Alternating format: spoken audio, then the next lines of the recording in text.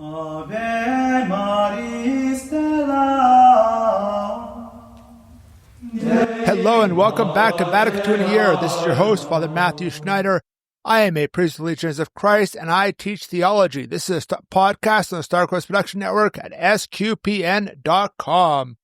Today we're on day 63. We're covering Lumen Gentium 20, which the reading plan says on priests and deacons. But that's not the best description of it. It's more like on bishops, a little bit on priests and deacons, helping them out. Just a little behind the scenes here. I scanned through the whole document and created those summaries for the reading plan, and they're not always perfectly accurate as I go through and read them in depth more now. I'd read all the documents beforehand, and then when I made the reading plan, I just scanned the documents. I didn't read them in depth, and every so often there's one that's not the best fit. It kind of describes like one sentence of it, but it's really not the focus. So we'll mention this. It's more about bishops and priests and deacons, though. And we're in chapter 3 on the hierarchical structure of the church, and in particular the episcopate. Remember, episcopate just means the bishop, the nature, the state of being a bishop, right? If you want to follow along, we have a reading plan and more details at sqpn.com/Vatican or frmatthewlc.com/Vatican. Yesterday, we set up this chapter on church structure, and then we talked about the role of the priests, of the pope, and the bishops a little bit. Today, we're going to talk about how the bishops are a divine institution to carry on the mission and protect apostolic tradition. So that's the summary of paragraph 20. Paragraph 20 has 3 subparagraphs. A is kind of short, so I'll read A and B together, which is on the bishops as part of the divine order, whereas C is a little longer, and this is about the bishops serving the community with the priests and deacons. That's where I got the text, that original title that wasn't so accurate.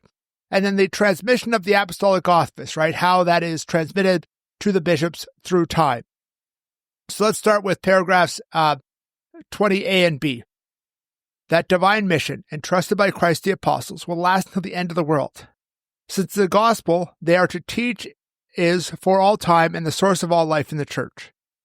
And for this reason, apostles appointed as rulers in their society took care to appoint successors.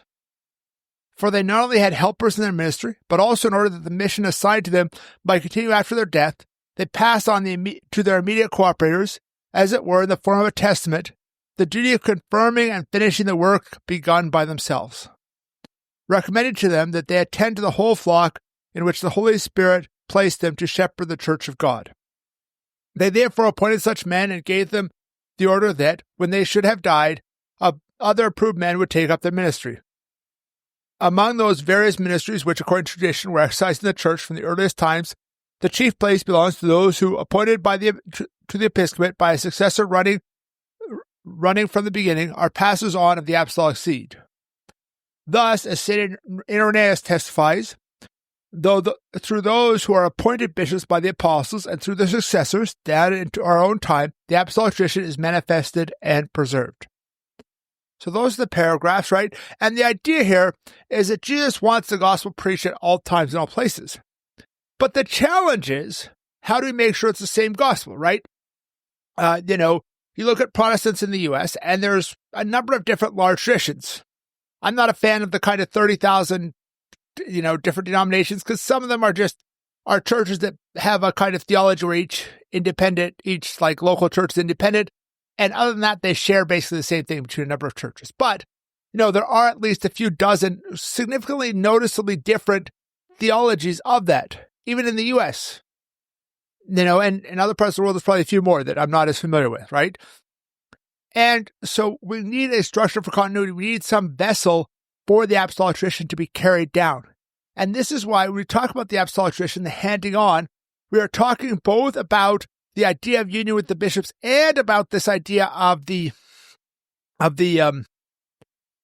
actual, like what we more often call tradition, which is like, that we know that Mary was immaculately conceived, even though it's not explicitly in the scriptures. It's implicitly there, but not explicitly, right? And things like that. And so we need that, right? They help, they protect, they ensure proper tradition, right? We don't have tradition where it's like this church says this thing and this church says the other thing. No, every Catholic church says the same thing as far as doctrine. Sure, Catholic can disagree on little things, right? There's it's like you get into the nitty gritty of politics, and it's like, especially where there's not like big obvious issues like abortion or things like that on the ballot. It's like, hey, should we raise taxes by 0.5% to fund, sports leagues for kids in this city? I don't see like a definite there's a Catholic position on that. No, there's kind of limits, in politics the Catholic Church sets, but beyond that, there's a lot of room for variation. But we have those common doctrines, right? We all say the creed. We all say those things. And here the apostles realized Jesus' plan as they appointed successors, right? So each bishop is continuing that mission that Jesus had, that he appointed to the apostles, and the apostles appointed to those, and down through the line for 2,000 years, right? And it's really interesting that this text quotes St. Irenaeus at the end. Now, St. Irenaeus is pretty close to the actual apostles. St. Irenaeus lived from about 130 to 200, 202. So we're talking only a few generations after the apostles, right? So most estimate that John, the last apostle, died sometime in the 90s or 100, right around there. So let's say 95 to 100. So we're only talking 100 years after him, right? So this is like the time today compared to, the Roaring 20s or, the start of the Great Depression type thing when St. Irenaeus is writing. So, if you look at old people now, you look at my dad and his distance from the Great Depression, he was born not long after it, right? He was born after World War II, but it's not long after the Great Depression and things like that. So we already have at his time this kind of tradition. The bishops appointed, they're the ones who continue apostolic tradition. So we can clearly see this is not something that came about later on, but this was something divinely instituted from the very beginning, this idea of bishops guiding their flocks and things like that. So now we're going to move on to 20C, on bishops serving the community and the transmission of the apostolic office, kind of 2 points that are both in the same subparagraph. So let's read it. Bishops, therefore, with their helpers, the priests and deacons, have taken up the service of the community, presiding in place of God over the flock, whose shepherds they are as teachers for doctrine, priests for sacred worship, and ministers for governing. Just as the office granted individually to Peter, the first among the apostles, is permanent and to be transmitted to his successors, so also is the apostles' office of nurturing the church is permanent and is to be exercised without interruption by the sacred order of bishops. Therefore, the Sacred Council, Vatican II, teaches that bishops by divine institution have succeeded to the place of the apostles, as shepherds of the church, and he who hears them hears Christ, and he rejects them rejects Christ and him who sent Christ, right? God the Father. That's the end of the thing, right? So this idea of we help, we ordained for the service of community. I'm not ordained for myself as a priest. A bishop isn't ordained for himself, right? And it's very interesting. It lists the 3 duties of that come with ordination here implicitly, right? Teachers for doctrine, priests for sacred worship, and ministers for governing, right? We have those ideas where we have the teaching office, the sanctifying office, or the sacramental office, and then the governing office, which comes with orders. Now, obviously, in this podcast, I'm more exercising the teaching office, but I'm doing this to serve you. I'm not doing this to be like, oh, look, Father Matthew. No, I put this out because I realized this is something that was needed. And so that is the reality, right?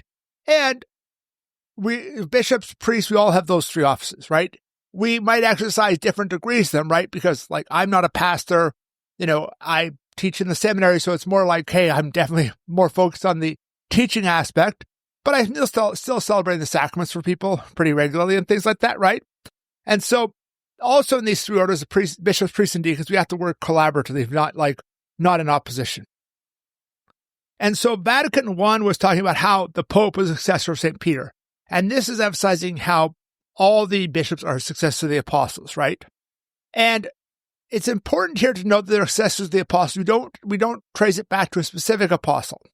Like our bishop here, Oscar Cantu here in San Jose, he's not the successor of St. Andrew or St. James or anything specific like that, right? He's the successor of the apostles in general.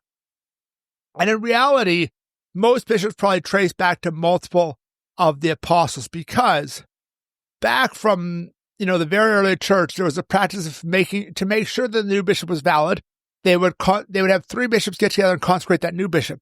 So you have those 3 lines all combined in each bishop. So each bishop, when you start going back, there's 3, and then the next generation there's 9, or maybe if there's some poppies, 7 or 8, and things like that. So you go back, and all of a sudden you have this intertwined web where, they might go back to 11 or 12 of the apostles eventually. Right? So that's important. And the bishops, as the apostles pass away, they take the role of those chief shepherds, the ones who are guiding, right? And this idea of shepherds is talking about bishops here, the chief shepherds. Obviously, the pastor is a shepherd as well, but the bishop is the chief shepherd of his diocese over and above any individual pastors. So let's conclude today. Thank you for listening to this episode of Vatican II in a Year. This is a listener-supported podcast. You can donate to help StarQuest produce it, and another great podcast at sqpn.com/give. You can give one time, monthly, or join the StarQuest Patreon. Tomorrow, we are going to continue on the next paragraph of Lumen Gentium, which is paragraph 21 on bishops. Please join us then to learn more about Vatican II, which can provide a blueprint for the Catholic Church. Go to sqpn.com/Vatican, frmatthewlc.com/Vatican, or Vatican SQPN on Facebook or X for more information on the podcast, such as playlists for individual documents and a reading plan. Amen.